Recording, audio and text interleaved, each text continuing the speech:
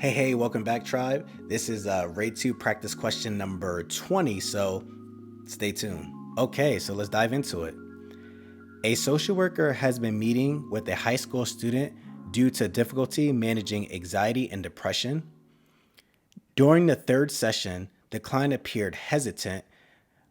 When asked, the client stated, "I'm gay and I don't know if my parents will approve."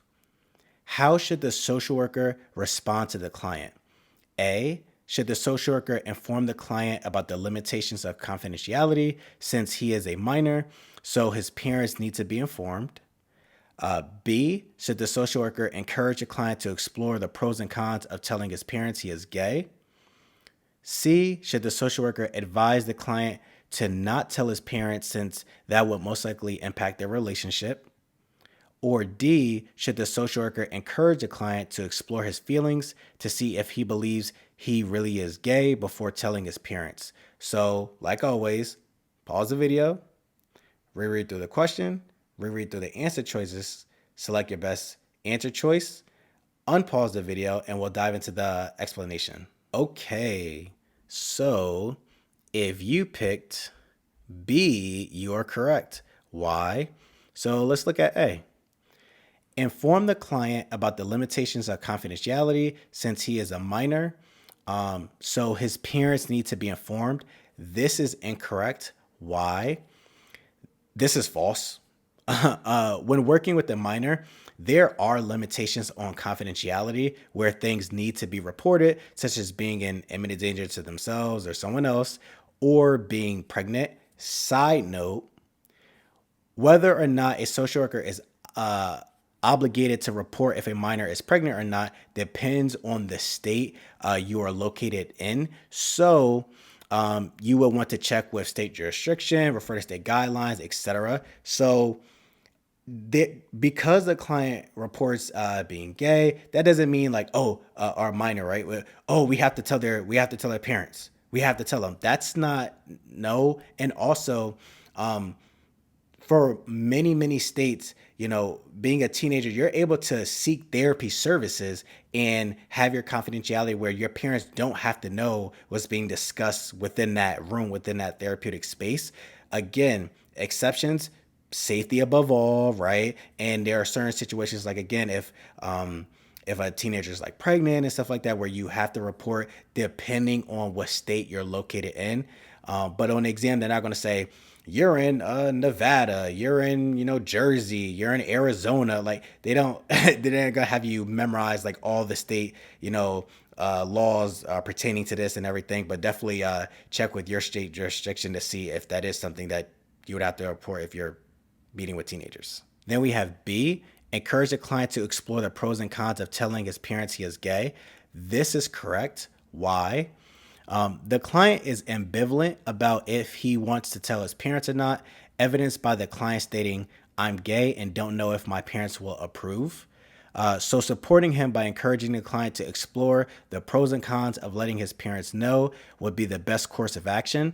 This also promotes self-determination, which is allowing the client to make their own decisions, regardless of if we agree or not, as long as their decision is not in imminent danger to themselves or others. So again, he knows his parents. He knows their views on certain things, like things that they have said. And if he's ambivalent, meaning he's kind of like unsure, like if I come out, like I don't know, like what they approve or not.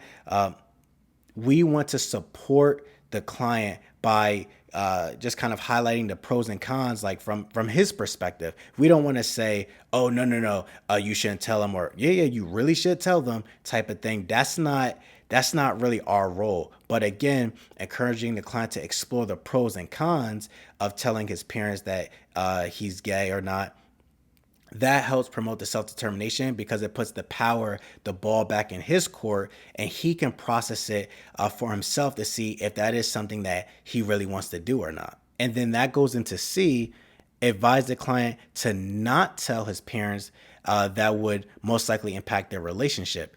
Would it impact their relationship? That's incorrect. Why? And again, would that impact their relationship? I imagine so, because it's new information. But how it would impact the relationship, who knows, right? But we don't want to advise them not to do that.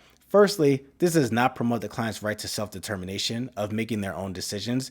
Advising the client to not tell his parents is introducing our values into the situation. That's not our role or place as the professional. So again, he knows his parents. He know that is his decision to make if he wants to say or inform his parents that he's gay or not. And again, we want to support him. He's our client, by encouraging the client to explore the pros and cons of telling his parents he is gay so that he can come to that decision for himself. And then when we go to D, encourage the client to explore his feelings to see if he believes he really is gay before telling his parents.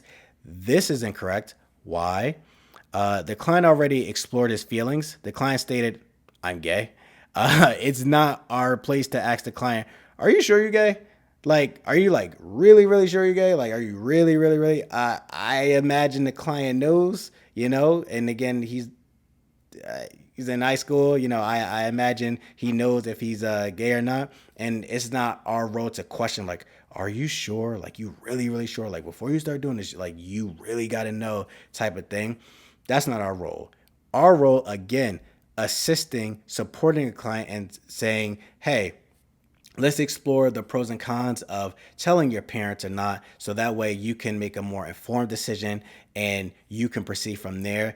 And it's promoting self-determination. Okay, tribe, that's it for today's video. Again, that was RayTube practice question number 20. Again, like I always say, doing at least 2 practice questions a day helps keep the exam anxiety at bay. If you want to step it up to 3 a day, you want to step up to 5 a day, by all means. We just don't want to overwhelm ourselves where it's like, oh, we got to do 50 practice questions a day or anything like that. And if we're continuously doing at least 2 practice questions a day and doing more on the days where we have a bit more free time, think about how much practice, how much experience we have answering these questions leading up to our exam. So I definitely want to promote this. Like always, don't forget to like, comment, and subscribe, and share with a social work friend because we don't want to be licensed by ourselves. All right, tribe, I'll see you next video.